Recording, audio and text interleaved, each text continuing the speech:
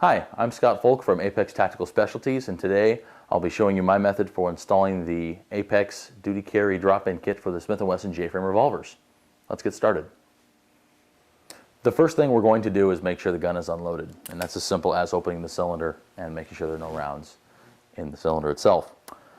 In this case, we have a set of rubber grips on the gun. It requires a 3/32 Allen wrench to remove. When you remove the grip, make sure that you don't lose the little tiny lanyard pin that is in the back of the frame. As you pull the bottom half of the grip off, it'll normally fall into the grip. That's why I normally leave it while I'm working on the pistol. That way I keep track of it and I know where it is. If it doesn't fall right out, you may consider pushing it out and reinstalling it later.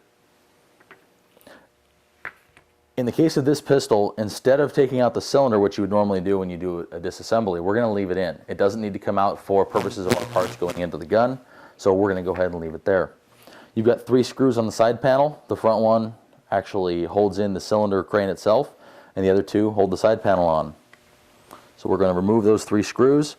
I like to make sure the screws go back in the same hole, so keep track of which screw comes out of where.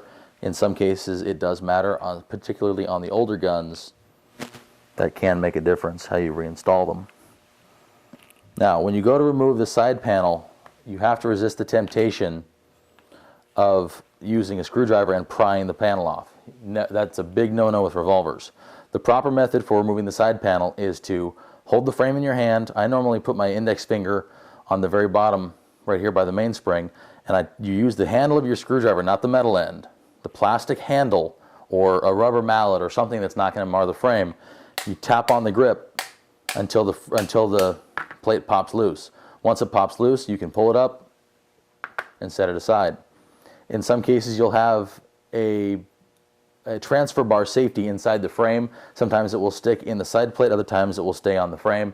It just depends on the gun you have. If you have a gun with an exposed hammer or a shrouded hammer, you'll have that safety. Internal hammer frames like this one don't have that part. The first thing we're going to do after getting the side plate off is remove the mainspring.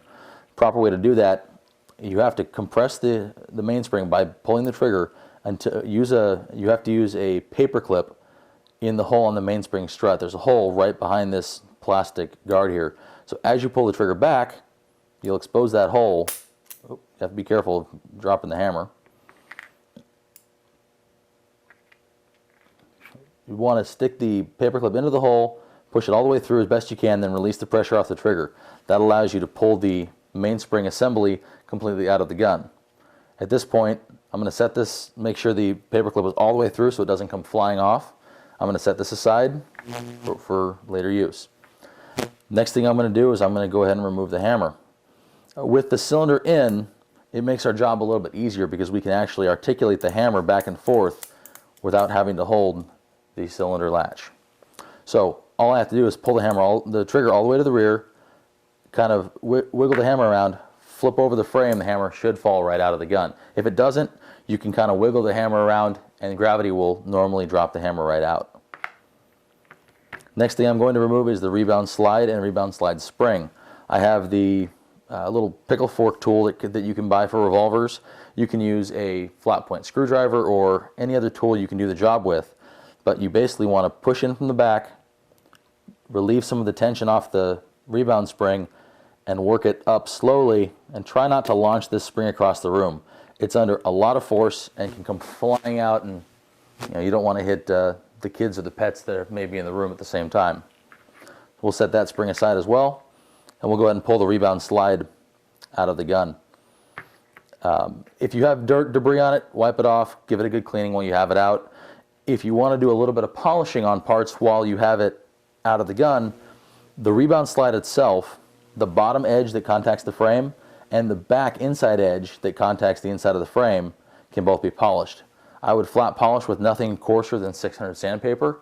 You may even go as high as 1200 or hit it with a little bit of a buffing wheel on a Dremel. I would advise against using any kind of a abrasive like Kratex wheels or a sanding drum. But a nice quick polish on the bottom and on the inside face will normally smooth things up and help the gun feel a little bit better. To remove the firing pin itself, I have a little pair of flat nose pliers here. There's a little tiny pin at the top of the frame that holds the firing pin in place. You grab that pin, it should pull right out. Set that pin aside, you're going to need it in a little bit. Now there's two ways to get the firing pin out. You can push on it and relieve the tension, let it come flying out like I just did there. Sometimes it'll come right out and you'll be able to find the pieces. Other times it'll go across the room. So let's get into the Apex parts kit. When you open the bag, the first thing you're going to see inside is the XP firing pin kit and firing pin return spring. These are very close to the factory firing pin and spring, so you want to make sure that the factory firing pin and spring are set aside and out of the way. That way you don't mix them up. If the firing pin return pin inside the frame doesn't come out, you may need to take a 16th inch Allen wrench and kind of go in there and try to pull that spring out in the event that the spring is stuck. You don't want to have both springs in there because the firing pin won't fire at all. Next components that come in the kit would be the mainspring. That's the longer of the two green springs that you'll find in the kit. And then the rebound slide spring. A little bit lighter green normally.